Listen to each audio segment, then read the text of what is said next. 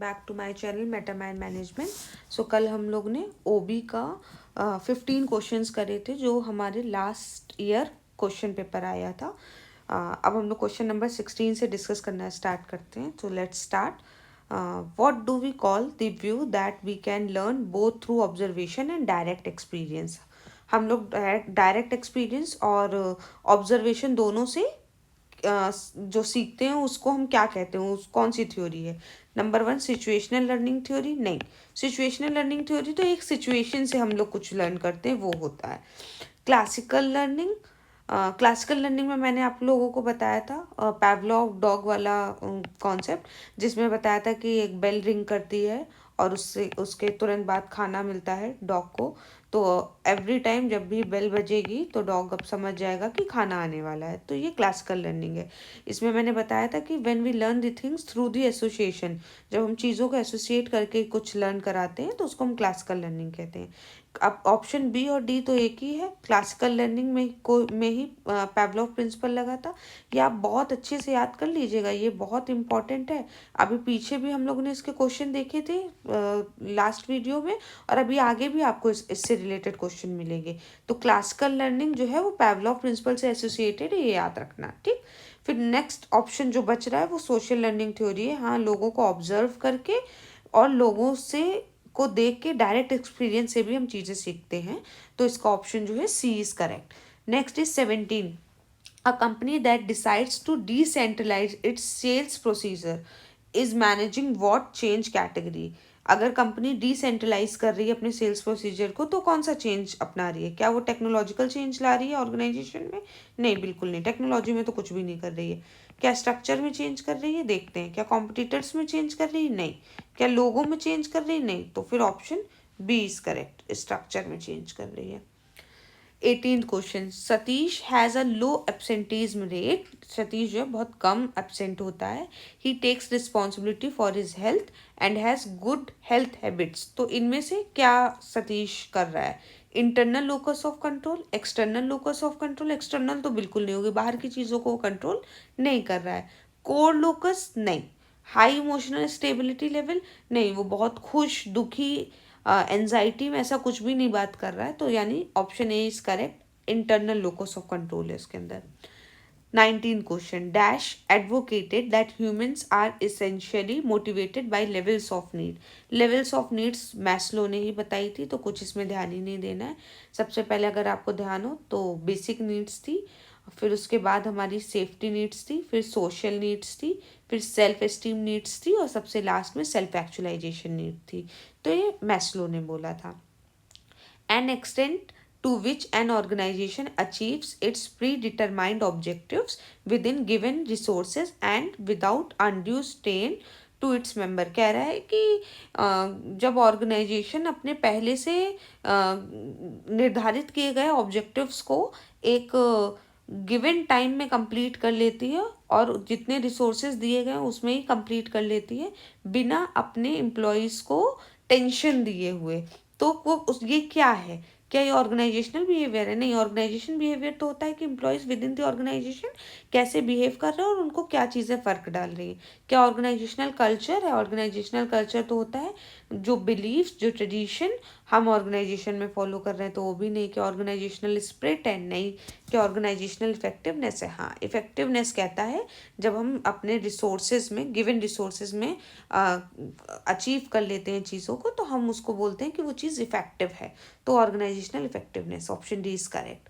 Next, scientific management approach is developed by F.W. Taylor. Very important, ये सब आपको याद करना है कि एल्टन मायो ने कौन सी थ्योरी दी थी, हेनरी फ्योल ने कौन सी दी थी, टेलर ने साइंटिफिक मैनेजमेंट अप्रोच दी थी, मैस्लो ने नीड हायरार्की थ्योरी दी थी। तो आपको सब याद करना है।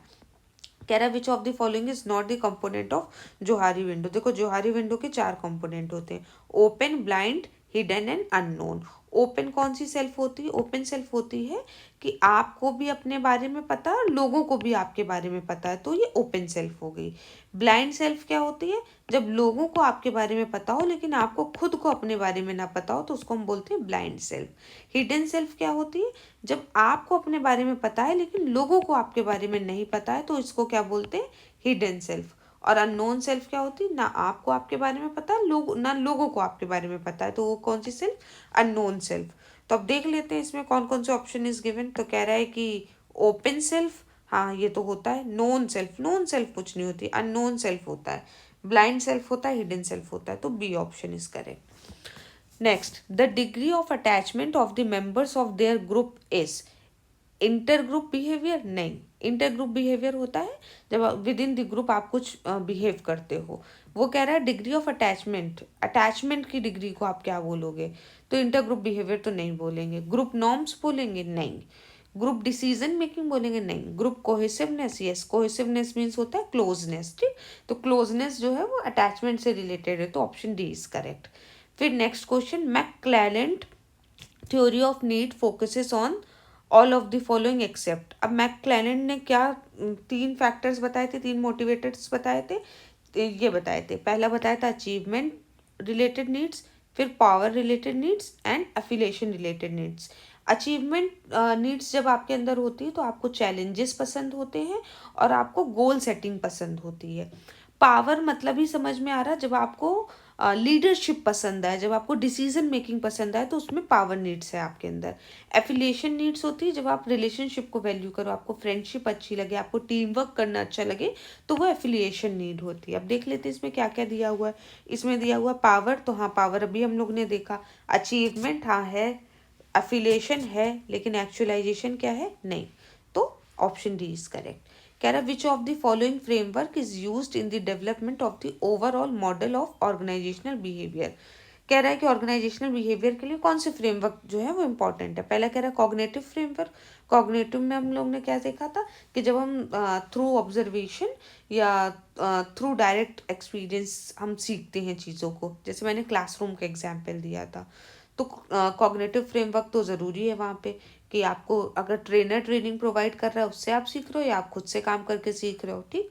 बिहेवियरिस्टिक फ्रेमवर्क ये भी ज़रूरी है, सोशल लर्निंग फ्रेमवर्क ये भी सब ज़रूरी है। तो फिर इसका option all of the above हो जाएगा।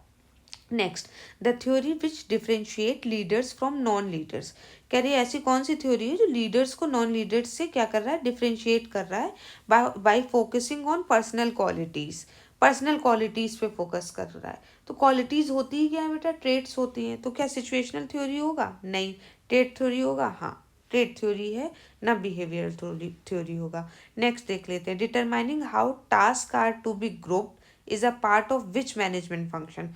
देखो प्लानिंग क्या कहता है, प्लानिंग कहता है थिंकिंग इन एडवांस। यहाँ पे क्या बात कह रहा है, कह रहा है कि task are to be grouped, जब हम टास्क को ग्रुप में वो करते हैं, ठीक। तो वो कौन सा ऑर्गेनाइजेशनल फंक्शन हुआ, प्लानिंग तो नहीं हुआ, प्लानिंग हुआ thinking in advance.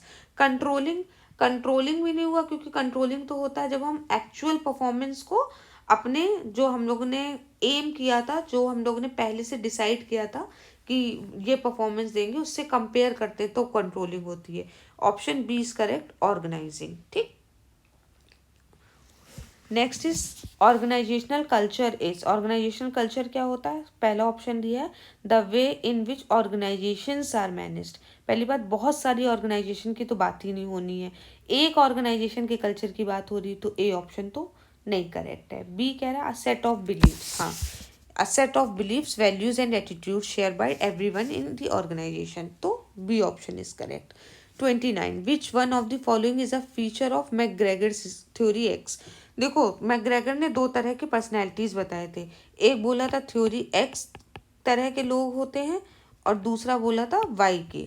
Theory x में बोला था कि managers assume that employees are lazy, employees कैसे हैं, लेजी हैं, दे डिसलाइक द वर्क, वो काम को पसंद नहीं करते और उनको हमेशा सुपरविजन की ज़रूरत होती है, ये थ्योरी एक्स के लोग होते हैं।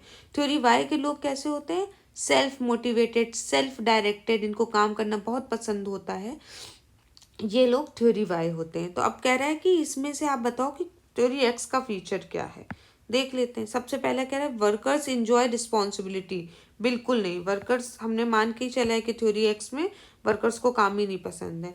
दूसरा कह रहा है workers like to be directed, yes, workers को डायरेक्शन पसंद है, मतलब उनको हर बार बताया जाए कि अब ये करो। Workers like to show initiative, नहीं, थर्ड भी गलत है। Workers view physical and mental efforts as a natural, नहीं, फोर्थ भी गलत है। B option is correct.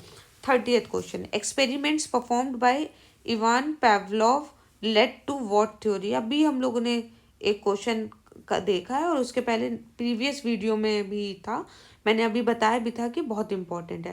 पेवलोव को हमेशा में किससे रिलेट करना है? क्लासिकल कंडीशनिंग से।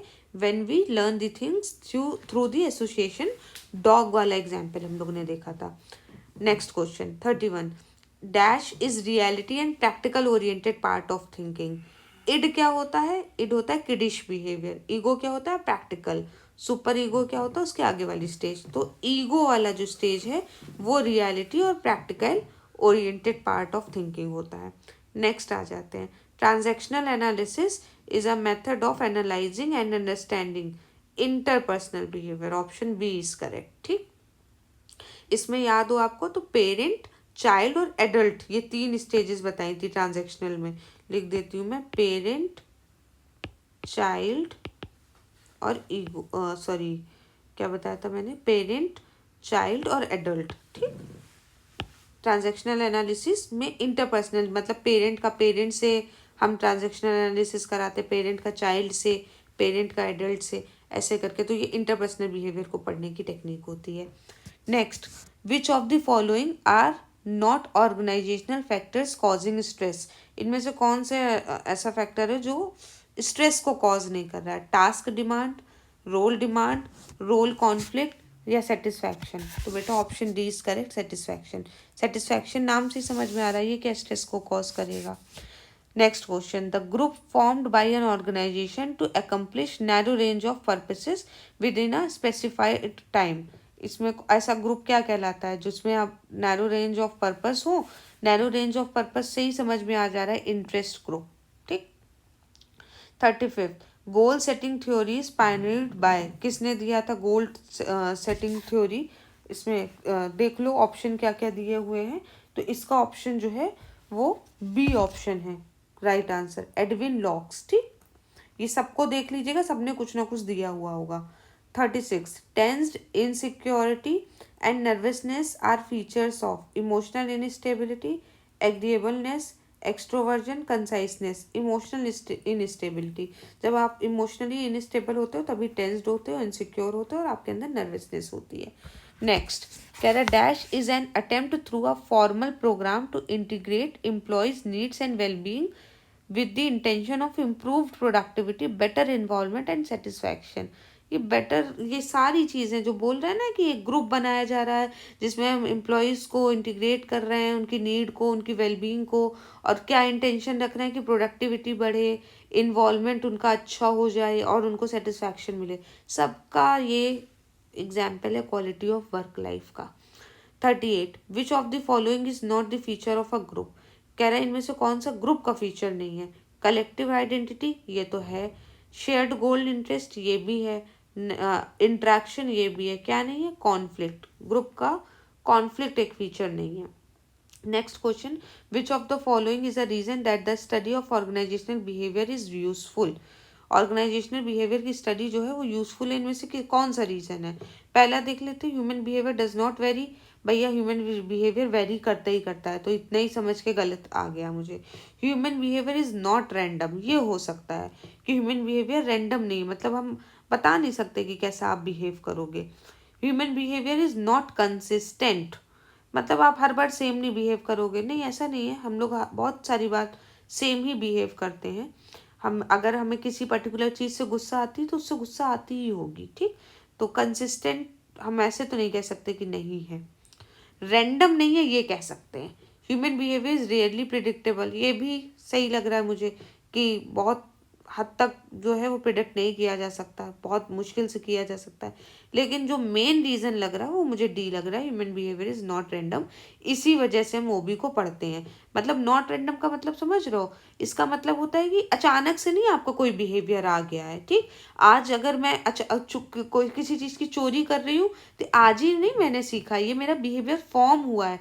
मतलब आज से 30 साल तक मैंने जो जर्नी अपनी निकाली है उसमें मैंने लर्निंग्स ऐसी ली होंगी, उसमें मेरा परसेप्शन, मेरी पर्सनैलिटी, मेरा एटीट्यूड ऐसा फॉर्म हुआ होगा कि आज मुझे चोरी करना सही लगा होगा। ठीक है, तो ये इस वजह से ओबी की स्टडी करी जाती है। ठीक, तो बी ऑप्शन इज करेक्ट।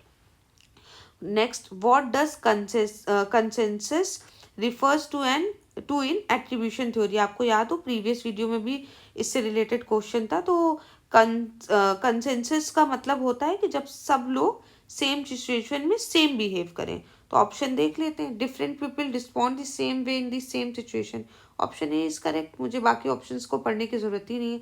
जब डिफरेंट लोग सेम सिचुएशन में सेम बिहेव करें तो फिर वो क्या हो जाता है, कंसेंसस हो जाता है। चलो ये 40 क्वेश्चंस हमारे कंप्लीट हो गए। नेक्स्ट वीडियो में मैं 20 और करूँगी, उसके बाद 20 और। तो लगभग 3 वीडियो में हमारा ये, या फिर मैं नेक्स्ट में 25 या 30 क्वेश्चन अटेम्प्ट करने की कोशिश करूँगी, तो ये कंप्लीट हो जाएगा। ऐसे मैं नेक्स्ट फिनेंस का भी बनाऊँगी और बाकी सब्जेक्ट्स का भी बनाऊँगी। Hope it will help you people. Thank you everyone.